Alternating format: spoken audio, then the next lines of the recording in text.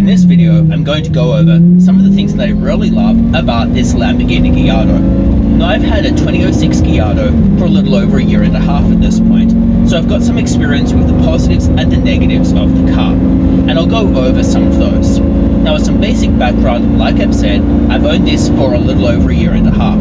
I bought it interstate, and it was imported from Singapore originally. Now, it's a black car with orange interior. It has some minor modifications like aftermarket exhaust, but otherwise is relatively standard. I had also upgraded the infotainment system to make that a little bit more usable, i.e. to give Bluetooth and the like. I've also put some carbon fiber parts into the engine bay, but they're largely cosmetic and to replace some cracked plastic as opposed to anything else. Alright, so let's look at some of the major positives that I've found over the course of this year and a half or so. So the first thing would probably be performance. Now, in terms of performance, you generally aren't going to experience it that much driving around the inner city. So that's what I've been doing. You don't really have to drive the car very much. However, on highways and freeways, there is an opportunity to do so. So in that context, it is actually a great performing car. It also has great handling, and you can experience that just on general highways going between suburbs and the city, but you won't really experience it to the full extent in inner city driving. So that's probably the first thing. Now, that comes with a drawback. The drawback is that turning circles are actually quite terrible. So if you're dealing with inner city parking spots, those are generally going to be very painful to deal with. And in particular with me, going to and from work, the parking spots are very tight, they're very difficult to get in and out of, the car's really not suited to that type of situation. But still, the performance has been the first thing. Now, in terms of acceleration, we'll get from 0 to 100, that is 0 to 100 kilometers an hour, in probably around 4.4 seconds, give or take a little bit. Obviously, as the cars get older, they probably do lose some power.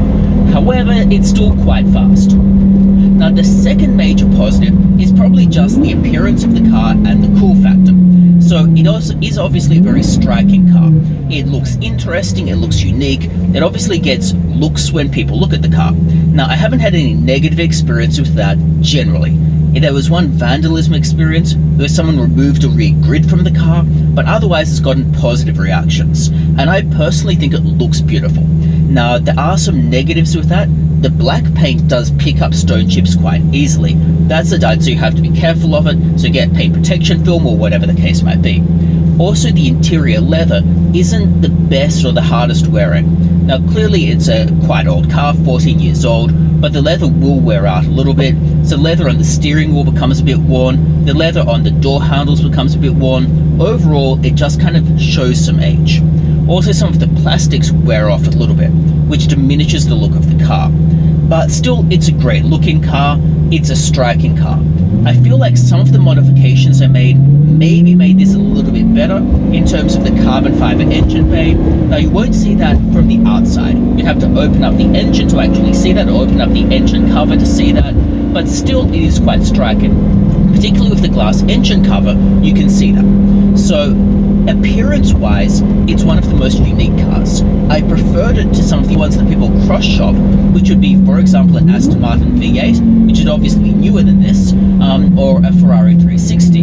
I prefer the appearance of this. It looks still a little bit more modern than those cars, and obviously a little bit more dramatic than those cars. Now, it's more dramatic appearing than, say, an Audi R8 as well. However, it is also a decent option. So that's probably the second thing that I've enjoyed a lot from this car. Now, if we move on to the third thing, it's probably just the engine noise, or the engine sound. Now, this is really going to be where your mileage varies.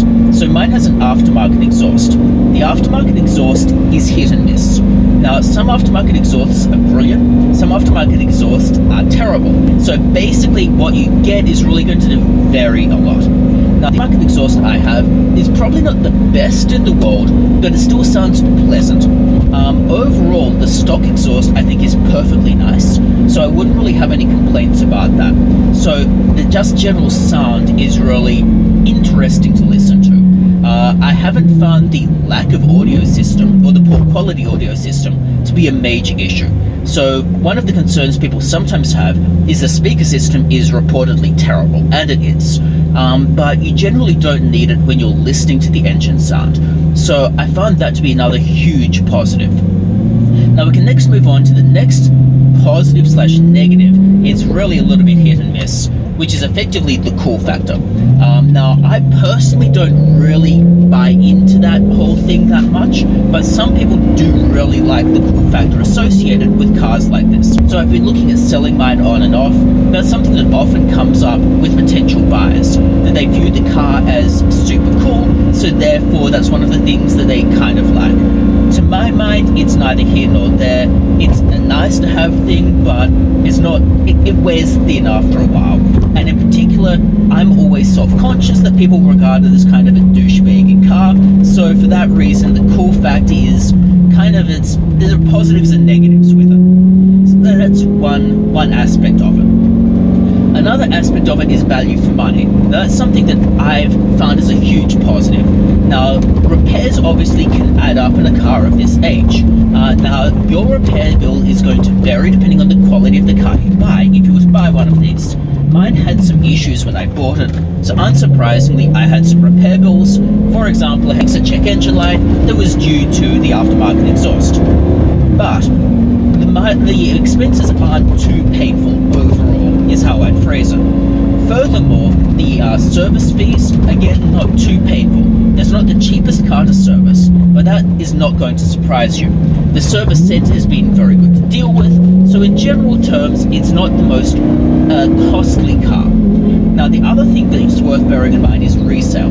So there are two parts to the ownership experience, or ownership value for money, where you're looking at how much does it cost to run. And then you have the part of, well, how much is it going to depreciate? Now, depreciation on these is actually quite acceptable. Now, when I bought this, I didn't have that much experience negotiating prices, so I probably didn't get the best deal in the world. However, it still wasn't that costly for me, and in terms of selling it, I'm going to get very near what I paid for it. Admittedly, this is very near after I fixed that check engine light, but nevertheless, very near what I paid for it. And that is bearing in mind that I was worse at negotiating prices back then than I am now.